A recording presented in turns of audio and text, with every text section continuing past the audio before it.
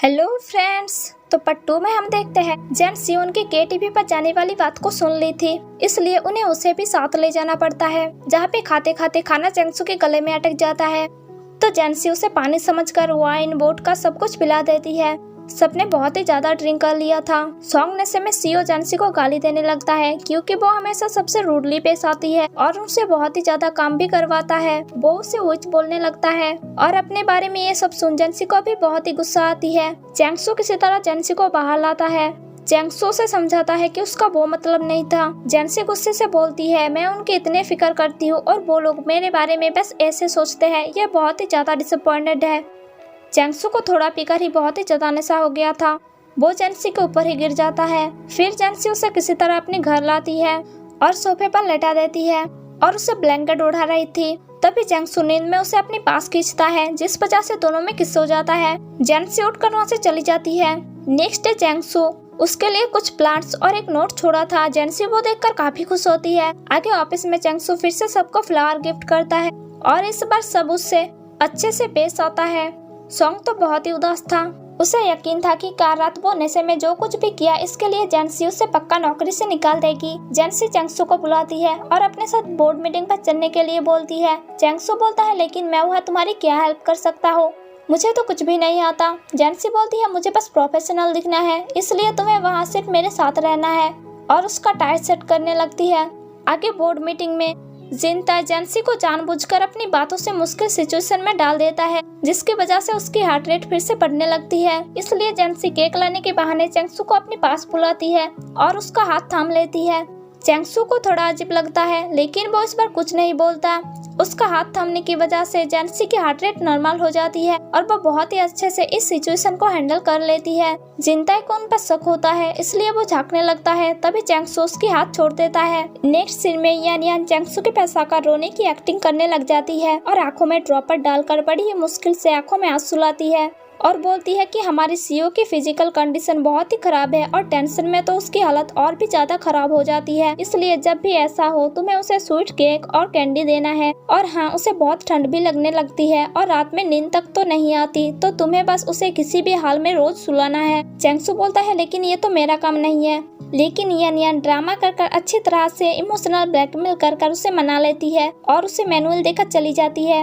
इधर जेंसी फुचेंग से कांटेक्ट नहीं कर पा रही थी, इसलिए वो वॉइस मैसेज भेजती है। वो बोलती है, तुम ऐसे कैसे एक भी शब्द बताए बिना चले गए? क्या तुम भूल गए कि ये शादी हम दोनों के लिए कितना इम्पोर्टेंट था? नेक्स्ट मंथ ज्वेलरी एग्जीबिशन है और तुम मुझे अकेली छोड़कर भाग गए, इसलिए जल्दी से वापस आओ। और ये सब चैंगसू भी सुन रहा था, जो पानी देने आया था।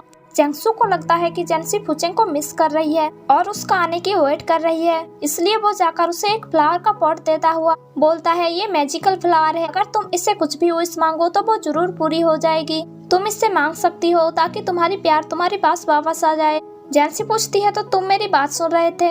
जिस पर चैंगसू बोलता है, मेरा वो मतलब नहीं था, मैं तो बस तुम्हें खुश करना चाहता था। जेंसी बोलती है, अगर ऐसी बात है तो आओ मुझे एक हग करो। चैंगसू बोलता है, नहीं। जेंसी बोलती है, मैं सैड हूँ तो तुम मुझे खुश करने के लिए इतना भी नहीं कर सकते, और जाकर उसे हग कर लेती है। चैंगसू से छुड़ा कर बोलता है, तुम मैरिड हो, और ये बोलकर वो चला जाता है। आगे जेंसी अपने फैमिली के साथ डिनर करने आती है। उसे तो अपने डैड से मिलना पसंद नहीं था, लेकिन मजबूरन आना ही पड़ता। जेंसी के भाई फिर से जेंसी को अपने डैड के सामने नीचा दिखाने लगता है। वो हमेशा से ही अपने डैड के सामने जेंसी को नीचा दिखाने का और खुद को काबिल दिखाने का कोशिश करता रहता है, और उसके डैड भी हमेशा उसके भाई को ही सपोर्ट करता है और जेंसी को जलील करता है। इसलिए जेंसी को बहुत ही ज्यादा दुख होती है और अपने डैड से बहुत नाराजगी भी है। जेंसी की भाई उसे कब से नीचा दिखा रहा था, इसलिए जेंस गुस्से से उससे थोड़ी रूडली बात करती है। इसलिए उसके डैड उसका भाई का साइड लेता हुआ जेंसी को बोलता है, तुम अपने खुद की फैमिली से ऐसे कैसे बात कर सकते हो? तो जिस पर जेंसी गुस्से से बोलती है कि क्या कहा फैमिली? एक बाप जो अपने खुद की बेटी की शादी अटेंड नहीं किया, इसे आप फैमिली और फैमिली की प्यार कहते हो? तभी जिनता बता देता है कि वो शादी फेक था। जेंसी गुस्से से बोलती है कि हाँ, वो सब झूठ था, मैंने जो कुछ भी किया हमारी कंपनी के लिए किया, और गुस्से से उठकर वहाँ से चली जाती है। उसके जाते ही जिनताई फिर से उसकी बुराई करने लगता है कि देखा आपने उसकी एटीट्यूड, आपको भी रेस्पेक्ट नहीं दे रही है। सीईओ बनकर उसके घमंड कुछ ज्यादा ही बढ़ गई है, इसलिए आप मुझे सीईओ बना दीजिए। तो जिस पर उसका डैड उसे कहता है कि तुम्हें अपने दम पर सीईओ बनना होगा, मैं कोई हेल्प नहीं कर सकता क्योंकि जेंसी बहुत ही काबिल है। जेंसी बहुत ही गुस्से में थी क्योंकि चाहे कोई कुछ भी करे लेकिन उसके डैड की नज़र में हमेशा गलती जेंसी की होती है। उसकी हार्ट रेट बढ़कर 80 हो गई थी। उसे बहुत ठंड भी लग रही थी। यान यान उसके घर आती है सूट्स फूड लेकर। यान यान उसे हार्ट रेट बढ़ने की वजह पूछती है, जिस पर जेंसी बोलती है वही फैमिली डिनर। तब यान यान बोलती है, तुम्हें कितनी बार समझाया, वहाँ मत जाया करो, उस चिंता के पास तो दिमाग ही नहीं है, वो हमेशा तुम्हारे लिए प्रॉब्लम क्रिएट करता रहता है। जेंसी पूछती है, आखिर भाई और तुम्हारे बीच चल के आ रहा है? जिस पर यान यान बात को टालती हुई बोलती है, कुछ भी तो नहीं, वो बस मुझे परेशान करता रहता है, लेकिन मुझे वो बिल्कुल भी पसंद नहीं है क्योंकि वो तुम्हें परेशानी में डालता है। वैसे चैंगसू के बारे में क्या तुम उसे लाइक करती हो? जिस पर जेंसी बोलती है बिल्कुल नहीं, और उसे बताती है कि जब भी चैंगसू से उसकी फिजिकल कांटेक्ट होती है तभी उसकी हार्ट रेट घटने लगती है। तब यान यान बोलती है, तो इसीलिए तुम उसके पास जाती हो? जेंसी बोलती है, लेकिन मैं हर टाइम तो उसके पास नहीं जा सकती हूँ ना।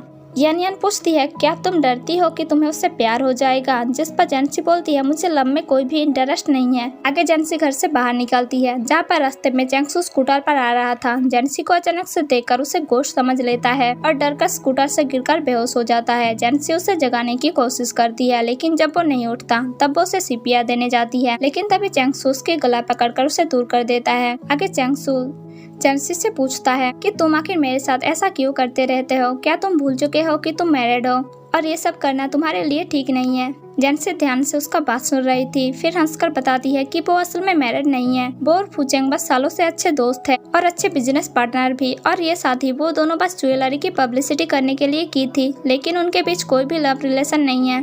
चैंगसू हैरान होकर पूछता है कि तुम सच में मैरिड नहीं हो? जिस पर जेंसी बोलती है नहीं। चैंगसू पूछता है, लेकिन तुम हमेशा मेरे साथ फिजिकल कांटेक्ट क्यों करते रहते हो?